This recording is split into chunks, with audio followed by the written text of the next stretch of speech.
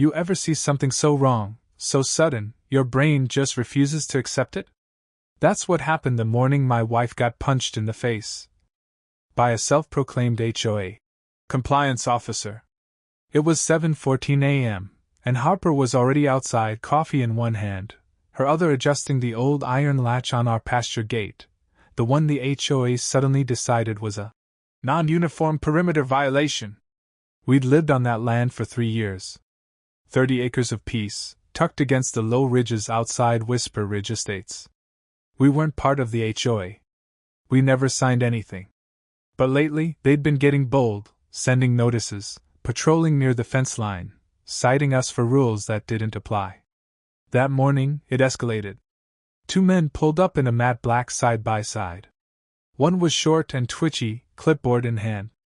The other, taller, built like a retired linebacker, stepped out wearing mirrored sunglasses and a tactical vest that screamed, "Wannabe authority." No name tags. No badges. Just attitude. "Property inspection," the tall one said. Harper didn't budge. "You're not law enforcement. This is private land. This is compliance enforcement," he replied, tapping a patch on his vest with a made-up logo that looked like it was ironed on 15 minutes ago. They exchanged words, sharp, clipped. I watched from the porch with my coffee, boots still unlaced. I should have moved. Should have stepped in. But then it happened. No warning. No build-up. The tall guy cocked his fist and smashed it across Harper's face, a full, brutal right hook. Her body twisted mid-air, mug shattering on the gravel before she hit the ground. I heard the impact before I even registered what I was seeing. And I froze. Not because I didn't care. But because something inside me, something deep and broken, locked up. She lay there bleeding on the ground. And all I could do was watch. Would you have frozen like coal, or fought back? Comment yes if you understand why he hesitated, or no if you'd have acted differently. I don't know how long I stood there. Seconds, probably. Long enough for the man to turn away like it hadn't just happened. Long enough for the clipboard guy to scribble something down like this was business as usual. Harper groaned, her hand clutching her cheek, eyes wide in disbelief. Still, I couldn't move. My legs felt like they belonged to someone else, someone younger, terrified, and 10,000 miles away. I heard a sound in my ears that wasn't the wind. It was pressure. Like a plane taking off inside my skull. My breathing turned shallow. My hands, one still holding the chipped ceramic handle of my mug, shook like I'd just touched a live wire. And then it hit me. The scent of burnt plastic. Desert heat. The sound of screaming through comms. Helmand Province. A routine systems test gone wrong. An IED signal misread. My partner, Thomason, gone in a blink, right in front of me. I was holding the controller when it happened. My hands didn't move fast enough. That moment rewired me. Turned reflex into hesitation. Action into calculation. And when it counted most, I froze. Just like now. Harper sat up, spitting blood, gravel in her palms, hair loose from her braid. She looked at me, no words, just a question in her eyes that stabbed deeper than any accusation. "Why didn't you stop him?" I opened my mouth. Nothing came out. She stood, legs unsteady, and walked past me, didn't touch me, didn't look at me, just went inside like I wasn't even there. And I was still holding that goddamn mug handle. Like it was the only thing left I could control. That night, the house was quieter than I'd ever heard it. Not peaceful. Hollow. Harper didn't speak when she passed me in the hallway. She just walked to the guest room, suitcase in hand. Not a dramatic exit. Not a slammed door. Just distance. Deliberate and practiced, like she'd already rehearsed it in her mind. She didn't lock the door behind her. She left it open, not as an invitation, more like a declaration. "This is where I sleep now." I stood in the kitchen, trying to make dinner neither of us would eat. The fridge light buzzed like a warning. Every time a spoon clinked against the counter, it made me flinch. She came out eventually. Jaw swollen, One side of her lips split. Still didn't say a word. I tried. You want ice? She didn't answer. Harper. She finally looked at me, but not at me. Through me. Like I was some shape on the wall. I'm fine, she said flatly, walking past. You should be too. You didn't have to move. That cut deeper than anything the enforcer could have thrown. I watched her sit on the couch, methodically rearranging the books on the coffee table by color then height. It was something she only did when she couldn't scream. I wanted to say I was sorry. I wanted to explain what froze me in place. The desert. Thomason. The wires. The guilt. But she didn't need trauma. She needed a husband. And I wasn't sure I knew how to be one anymore. The next morning, I found a manila envelope taped to our front gate. No stamp. No postmark. Just a sticker slapped on the front. Whisper Ridge HOA, compliance notification. Inside, a violation notice. Section 8B, unauthorized gate hardware. A $325 fine will be applied if not corrected within 72 hours. Same hinge. Same gate. Same land that wasn't even within their jurisdiction. I stared at the letter, my fingers tightening until the paper crinkled. It wasn't about the hinge. It never was. Harper read it over my shoulder and said nothing. Just walked away again, like she didn't have the energy to be angry. And maybe she didn't. But I did. By noon, another notice showed up, this time tucked under the windshield wiper of our truck. Section 11D, non-compliant livestock barrier, improper distance from easement line. Another $400 fine. No one rang the bell. No one knocked. Just phantom paper soldiers marching through my life with citations and codes and authority they didn't earn. I stood in the driveway, envelope in one hand, the other clenched tight enough to tremble. Then I looked up, and across the road, there he was again. Emmett Yates. My strange, shirtless neighbor with binoculars in one hand and a breakfast burrito in the other, standing barefoot on his porch like he'd been expecting this moment. He raised an eyebrow. And said, "Ready to stop letting them push you around yet?" I didn't answer Emmett. Just stared at the latest notice in my hand like it was printed in another language, one made entirely of insults.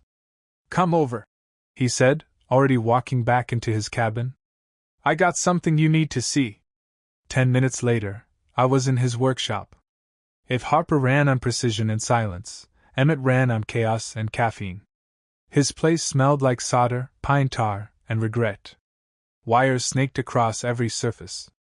A bank of mismatched monitors flickered on one wall, some showing static, others flashing thermal overlays. In the center sat his pride and joy, a custom-built surveillance drone he affectionately called Nellie. "She caught more than pollen yesterday," he said, booting up a video feed. The screen came to life, a timestamp from the morning before. There, in grainy high-res, were the two enforcers standing at our front gate. Harper in her boots. The argument starting. The moment before the punch. Emmett scrubbed forward. "Now listen real close." He tapped a dial. The audio filtered through layers of static until a voice came clear. Male. Confident. Cold. "Use the wife. He'll fold. He always folds." My spine went rigid. Emmett didn't speak. Just paused the feed and rewound it. Played it again. "Use the wife." That wasn't some random order. That was a strategy. They'd studied me. They knew about the hesitation, the freeze. Maybe even from my file. They didn't just hit Harper to provoke us. They hit her because they knew I wouldn't stop them. I sat back, pulse thudding in my throat. "That voice," I said quietly. "I know that voice." Emmett raised an eyebrow. "Yeah?" I stared at the screen, the freeze frame of the tall enforcer's face catching the light just enough to show a faint scar on his chin. My stomach dropped. Wes Pike. We used to work together. And the last time I saw him, I was signing the report that ended his career. I hadn't heard the name Wes Pike in over a decade. Back then, he was a rising star, sharp, ambitious, always pushing limits. Too far sometimes. We were assigned to the same Defense Tech Division, testing early adaptive drone interface systems for battlefield applications. I handled back-end calibration. He handled bending rules. And one day, he bent them too far. He sold access codes to a third-party contractor, claimed it was to speed up integration. But we both knew what it was, espionage, dressed in performance metrics. I was the one who reported him. The investigation was short. The evidence damning. His clearance was stripped, and he vanished from the circuit like a ghost with a grudge. Now here he was. Punching my wife. Wearing a fake badge. Quoting my trauma like a weaponized dossier. How the hell did he find me? I muttered. Emmett leaned back, arms crossed, chewing on a pen like it might spill answers. Maybe he didn't, he said. Maybe someone else did. Someone who wanted your past. Who needed a trigger. A pause. Trina Calloway, I said flatly. HOA president. Emmett nodded once. She's smart enough to dig. And twisted enough to think using Wes would be a clever form of compliance. The idea made my skin crawl. This wasn't about a fence hinge or a livestock barrier. This was revenge. Deliberate. Targeted. Psychological warfare wrapped in bureaucracy. And it worked. I froze. They got what they wanted. But what they didn't expect was what came next. I stood from the chair, slow. Focused. Cold. You good? Emmett asked. No, I said, grabbing the flash drive. But I'm done being predictable. He cracked a grin. That's the spirit. Let me know when you start building traps. I got spare netting and more fake HOA patches if you want to mess with their heads. I didn't answer. Because I wasn't planning to mess with their heads. I was planning to dismantle their entire strategy. Starting now. That night I didn't sleep. I sat at the barn workbench under a dim hanging bulb, the same one I'd ignored for months. Dust on every tool. Cobwebs in the corners. But my hands, they remembered. I spread out the old blueprints of the property. Topographic maps, electrical layouts, even the drainage lines we'd installed during the first winter. It had been a haven once, a place to heal. Now it was terrain. A battlefield. I started with the perimeter. The southern fence line backed into dense brush, with natural choke points I could exploit. I rewired the northern gate with a pressure sensor, buried beneath a half-inch of fresh gravel. Not enough to injure, just enough to alert. Next came motion sensors. Emmett loaned me 6. I stripped 2 drones for their night vision cams and rigged a makeshift central feed to an old tablet I hadn't touched since Harper gave it to me for Christmas. Every 50 feet, a trigger. Every 100, a trap. Not lethal. Not yet. But they'd know when they stepped too far. I mounted one speaker beneath the old windmill, just in case. Emmett gave me a sound file stitched together from reverse radio static, low-frequency distress tones, and what he called Psychops spice. You want them rattled? He said, handing over a flash drive. This'll make him think ghosts are giving orders. By dawn, I had the front half of the property wired. It wasn't perfect, but it was precise. Clean. Cold. Like the part of me I'd locked away for 10 years had woken up and gone to work. I stood back from the barn and surveyed the land. Harper's greenhouse. The chicken coop. The oak tree we carved our initials into during that first spring. All of it still there. But different now. Like it had armor. She passed by on her way to the well. Our eyes met, but just for a second. Her gaze dropped to my hands, covered in grease and wire insulation. Then to the barn. Then back to me. She didn't say anything. But I could feel the question hanging between us. Are you protecting us, or preparing for war? And truthfully, I wasn't sure I knew the answer yet. The wind shifted just after 2 a.m. You learn to listen to things like that when you've wired a property with sensors and trip alarms. It wasn't the usual breeze rolling off the ridge, it was colder, sharper, too still between gusts. I was in the barn, watching the feed from my improvised monitor. Nothing at first. Then a flicker, Zone 3. South fence line. The thermal sensor blinked red. One body. Then two. No coyotes moved like that. I clicked off the lights and stepped into the dark, every sense wide open. Boots silent on gravel. Heart steady. Back straight. The wire near the pasture gate had been disturbed, just enough to trigger a silent ping to my phone. I crouched low near the tree line, hand on the reinforced shovel handle I kept as backup. Not fancy. Just steel and leverage. Then I saw them. Wes Pike, dressed head to toe in black, moving with that familiar arrogant stride like the ground owed him something. A second guy, bigger, bulkier, balaclava pulled up to his eyes, trailed behind with a crowbar in hand. They didn't see me. Yet. I let them get 5 paces in before I stepped out of the dark. "You're trespassing," I said flat and loud. Wes didn't flinch. "Just checking on a compliance concern." Then he moved. Quick. The big guy charged first, swinging wide. I ducked low, caught his shin with the shovel handle. He yelped, stumbled, and I pivoted right into Wes's punch. White light. Metal taste. My head snapped sideways. I went down hard.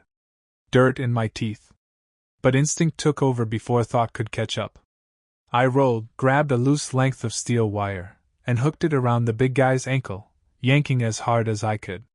He toppled backward into the feed bin, cracking it open in a spray of corn and rust. Wes lunged again, but this time I met him head on. Fist. Elbow. Knee. It wasn't graceful.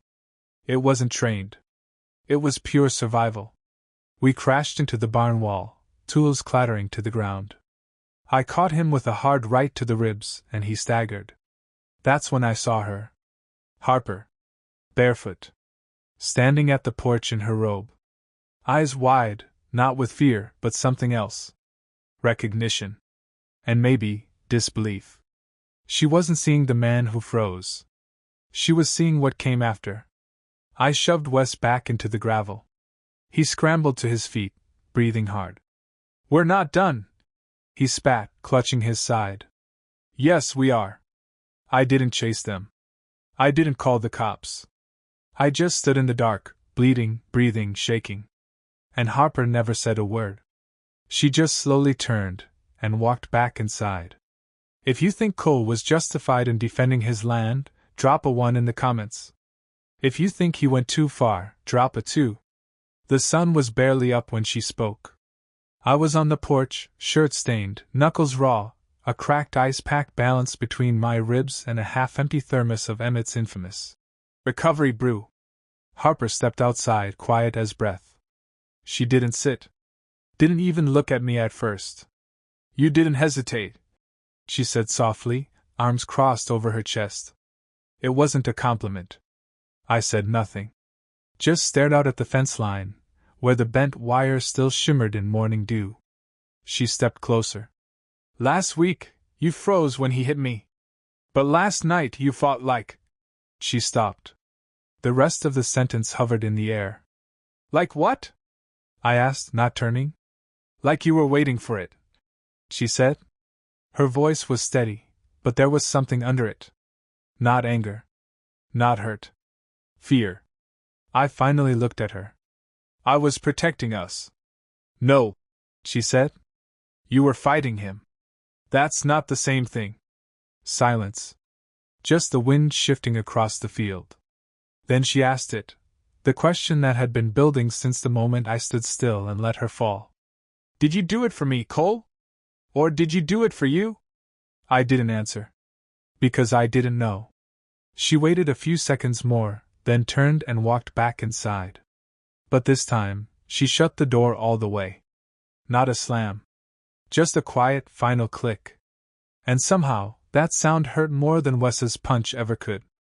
By noon, my name was on the internet, for all the wrong reasons. Someone, probably Trina or one of her little clipboard minions, uploaded a heavily edited video to the Whisper Ridge HOA Facebook group. It had already been shared to 3 community pages, a local news affiliate, and somehow, a Reddit thread titled, Psycho survivalist rancher sets booby traps for volunteers. The footage showed Wes crawling through the gravel, me looming over him with blood on my hands. The sound was warped, none of Harper's screams, none of the threats, none of the surveillance footage that came before. Just flashes of chaos. Just me, looking like a lunatic with a vendetta. They stripped it of context and turned it into a warning. Not about them. About me. The comments poured in. Someone call the sheriff before he lights up the whole valley. These preppers think they're above the law. This guy needs meds, not a ranch. I stared at the screen in silence. The blood in my chest ran colder than before. They didn't just want me gone, they wanted me discredited. Alone. Dangerous. Easier to isolate. Easier to control. Harper stood behind me, arms folded, watching the feed with a flat expression. This is exactly what they wanted, she said. She was right. And if I didn't act fast, the next attack wouldn't come from over the fence. It'd come from a courtroom. I didn't eat that night. Didn't sleep either. Instead, I sat at the kitchen table, laptop open, surveillance drives stacked like playing cards beside a legal pad covered in names, times, and violations. I wasn't building traps anymore. I was building a case. Who are you emailing? Harper asked, her tone unreadable. I hesitated. Then answered plainly. Your cousin. Her eyes widened just enough. Maya? Yeah. Maya Owens, former JAG officer, now a civilian attorney specializing in civil rights and property abuse cases. We hadn't spoken since our wedding. But if there was one person I knew who could stand toe-to-toe with a predatory HOA and walk out smiling, it was her. I dropped everything into a secure folder: drone footage, audio clips, a full copy of the HOA's charter Emmett had somehow acquired from a disgruntled neighbor. I wrote a single-line email. They crossed the line. Time to draw ours. Maya responded 6 minutes later. I'll review everything tonight. Don't speak to anyone until I call. You did the right thing. Let's bury them. Harper said nothing, but she didn't leave the room either.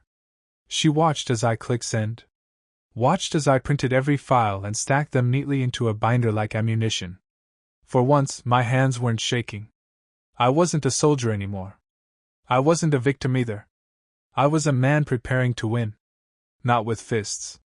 Not with wires. But with truth sharpened to a legal edge. The courthouse smelled like old paper and cold coffee. Room 3B. Civil review? I sat at the plaintiff's table, binder open, Maya Owens beside me in a navy suit that said professional and eyes that screamed predator. Her laptop was already connected to the overhead screen. Every file queued. Every timestamp labeled. Across from us sat Trina Kellaway, perfectly pressed, pale lipstick, that smug HOA president posture that made you want to knock over a gavel just to break her rhythm. Next to her, Wes Pike, bandage on his temple, feigning discomfort like he hadn't been the one throwing punches in the dark. The judge entered. Gavel down. Case called. Trina opened strong. Smooth words, big hand gestures. This homeowner initiated a dangerous escalation, she said. Booby traps. Physical aggression. We have community concerns about his mental state. Wes nodded dramatically like a soap opera villain. Maya stood. No problem, she said. Let's watch. She hit play. The courtroom fell silent. Drone footage lit up the screen, Harper at the gate. Wes closing in. The punch. The second man lurking behind the fence line. The unedited chaos. Then came the audio. Use the wife. He'll fold. The judge leaned forward. His eyebrows didn't move for a full 10 seconds. Maya continued. Calm. Unflinching. We submit these as exhibits A through G, including HOA's overreach outside its jurisdiction, forged violation notices, and impersonation of enforcement authority. The defendant has acted with malicious intent. Trina opened her mouth. Closed it. Wes stared at the floor. The judge cleared his throat. This should have never gotten past a warning letter. He signed the injunction on the spot. Restraining orders. Cease and desist. HOA enforcement powers, revoked. Maya looked over at me. Told you. For the first time in weeks. I breathed. 3 days later, a moving truck rolled up to Trina Calloway's house. No farewell party. No statement. No apology.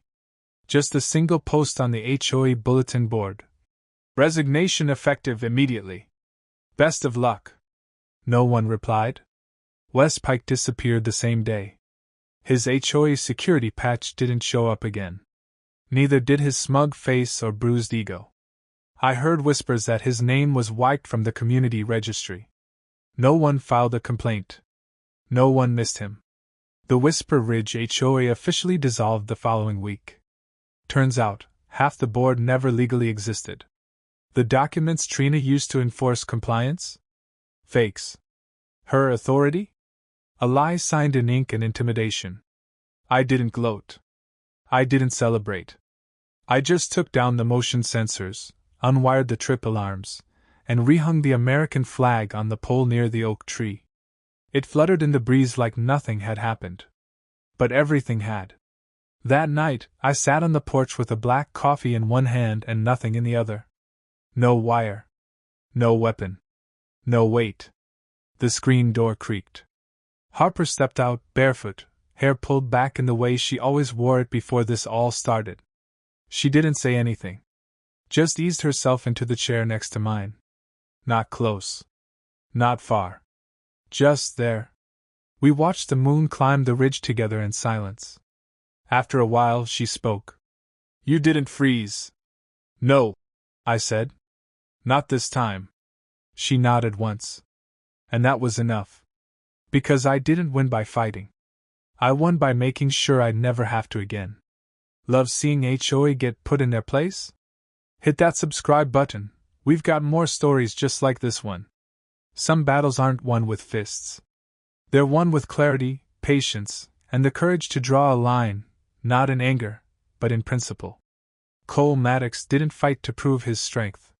He fought to reclaim something deeper, the right to feel safe on his own land, the right to protect his family without becoming the very thing he feared. In a world where intimidation hides behind fake authority and bureaucracy becomes a weapon, it's easy to feel like you're alone. But you're not. This story is a reminder that silence in the face of injustice isn't peace, it's permission. And that standing your ground doesn't mean going to war, it means refusing to be moved by fear or lies. Whether you're dealing with an overreaching HOA, a toxic neighbor, or a system that forgets your name until it wants your compliance, remember this. You don't need to be loud to be powerful. You just need to be prepared, principled, and unwilling to back down when it matters most. Because sometimes the most dangerous thing you can be is the one who finally draws the line, and means it.